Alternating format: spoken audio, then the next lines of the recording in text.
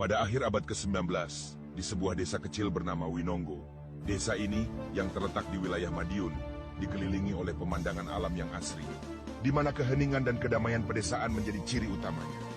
Suasana pedesaan di Winongo dipenuhi dengan harmoni kehidupan masyarakat.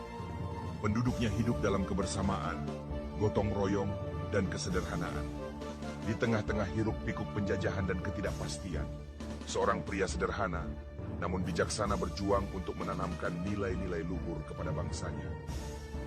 Ia adalah Ki Ngabehi Surodiwiryo, seorang pendekar sakti yang memadukan ilmu bela diri dengan ajaran kehidupan yang penuh ketulusan dan keikhlasan.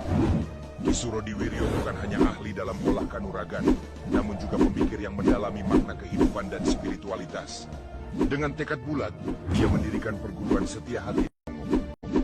Perguruan ini lahir bukan hanya untuk melatih para pemuda desa dalam ilmu bela diri, tetapi juga untuk menanamkan nilai-nilai luhur, seperti kejujuran, keberanian, dan persatuan. Nama Setia Hati bukan sekadar nama, melainkan sebuah filosofi hidup yang mendalam, mengajarkan kesetiaan kepada hati nurani, jalan yang benar, dan kehormatan.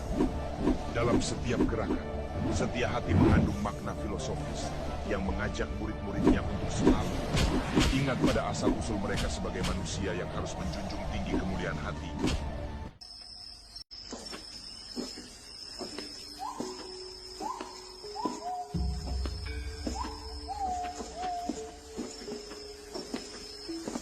Ki Ngabehi, mohon ampun atas kelancangan saya datang di waktu yang mungkin tidak tepat.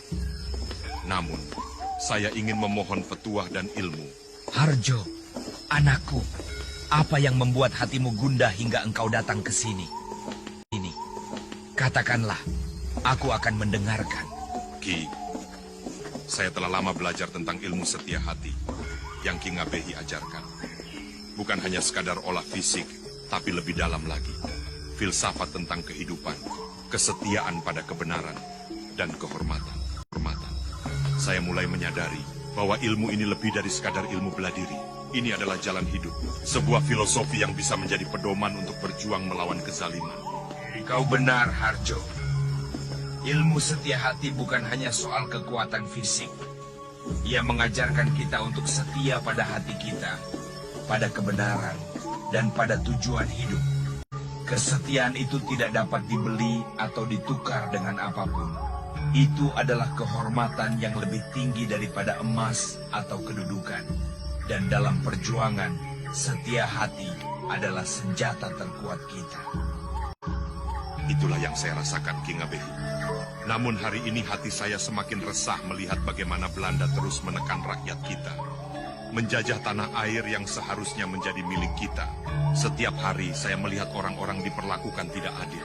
Rakyat kita dijajah bukan hanya secara fisik, tetapi juga batin. Para penjajah ini sudah melewati batasannya. Mereka tidak hanya merenggut hasil bumi Nusantara, tapi mereka juga merebut dan membunuh kebahagiaan seluruh penduduk negeri ini.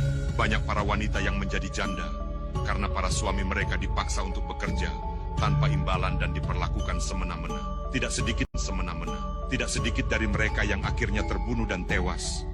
Bukan hanya itu, Ki Ngabehi, para wanita saat ini sangat ketakutan untuk melakukan kegiatan di luar rumah. Karena jika mereka bertemu dengan pasukan Londo ini, kehormatan mereka akan terancam. Selain itu, anak-anak kita yang harusnya nanti menjadi penerus dari bangsa yang besar ini, tidak mendapatkan pengetahuan, tidak mendapatkan pendidikan. Hanya anak-anak bangsawan saja yang mendapat pendidikan. Ini sudah jauh dari rasa kemanusiaan. Saya sudah tidak melihat lagi senyum dan tawa dari masyarakat kita. Ki, sungguh ironis sekali kita yang lahir di negeri ini, tapi harus menjadi budak dari bangsa lain, bangsa yang tidak memiliki pendidikan rohani, bangsa yang tabiatnya bahkan lebih buruk dari seekor anjing kudik. Penjajahan ini, Harjo, bukanlah hanya persoalan fisik. Penjajahan batin jauh lebih berat.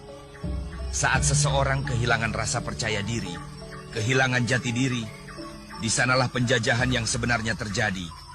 Mereka memutus kita dari akar sejarah, budaya, dan kekuatan batin. Justru karena itu, Ki Ngabehi, saya ingin meminta restu dari panjenengan, Ki Ngabehi Surodiwiryo. Saya ingin mendirikan perguruan baru, mengajarkan ilmu setia hati kepada lebih banyak orang, agar ini bisa menjadi alat perjuangan. Dengan ilmu ini, saya ingin membangkitkan semangat rakyat, bukan hanya untuk melawan dengan kekerasan, tetapi melawan penjajahan batin ini. Agar mereka tahu bahwa kita masih memiliki kekuatan, harga diri, dan kehormatan. Harjo, niatmu mulia. Namun mendirikan perguruan bukanlah perkara mudah. Ini bukan sekadar mengajarkan jurus atau pukulan. Ini adalah soal menanamkan nilai-nilai kebenaran dan tanggung jawab di hati setiap muridmu. Kau harus siap untuk memimpin dengan kebijaksanaan, bukan dengan nafsu. Saya mengerti, Ki. Dan itulah mengapa saya datang meminta restu. Saya tahu bahwa ini akan menjadi tugas yang berat. Tetapi saya percaya bahwa ilmu setia hati yang panjenengan wariskan akan menjadi pondasi yang kuat bagi kami dalam melawan penjajahan, baik secara fisik maupun batin. Kau telah memahami inti dari ilmu ini, Harjo. Aku memberikan restuku. Pergilah, ajarkan kebenaran. Dan jadikan perguruanmu sebagai tempat di mana semangat perjuangan dan kejujuran dapat tumbuh. Jangan pernah lupakan bahwa kekuatan sejati ada di hati yang setia pada kebenaran. Terima kasih, Eyang. Saya akan menjaga amanah ini dan berjuang dengan hati yang setia. Ons doel is duidelijk. We moeten hun krachten vernietigen voordat ze een grotere bedreiging vormen. Een van onze belangrijkste doelen is het gebied Pilang Bangau. De PS-troepen, beter bekend als de Persaudaraan Setia-Hati, hebben zich daar aangesloten bij de Indonesische guerrilla-strijders. Ze zijn sterk, gedisciplineerd en bezield. En onder hen is er één naam die we moeten achtervolgen. Ki Hajar Harjo Utomo. Hij is niet zomaar een strijder. Hij is een charismatisch leider, een tactisch genie en de belangrijkste motor achter de macht in Madiun. We kunnen hen niet de kans geven om zich verder te versterken. De guerrilla's moeten worden vernietigd.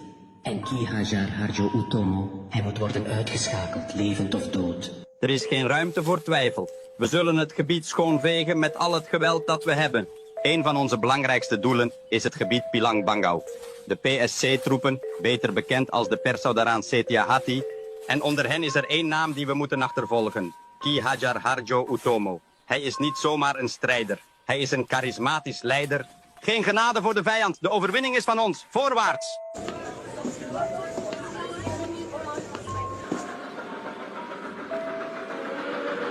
Laat de volledige inhoud van de kisten snel en efficiënt in de treinwagons. Zorg ervoor dat er niets achterblijft. Zorg voor strikte bewaking rond de wagons tijdens het laden en verzeker de volledige veiligheid.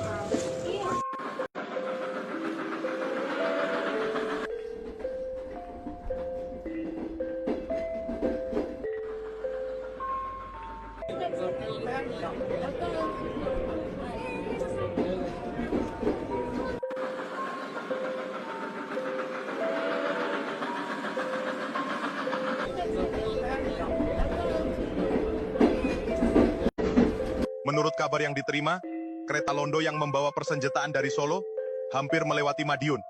Kita harus cepat bergerak.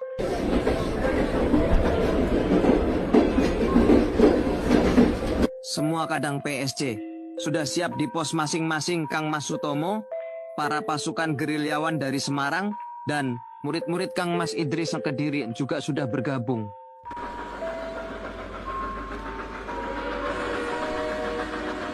Bagaimana Kang Mas? Kita harus fokus pada tujuan kita saat ini. Bakar keretanya, ambil semua senjata, dan amunisi yang mereka bawa. Jangan sampai gagal, karena kalau gagal, saudara-saudara kita yang di Surabaya akan digempur oleh para penjajah itu. Berangkatlah, laksanakan dan minta perlindungan kepada Allah.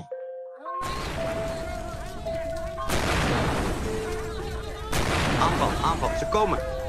Prajurit Prapto, segera ke gerbong senjata dengan pasukan PSCS. Turunkan semua peti amunisi dan persenjataan. 5 menit lagi semua bersih.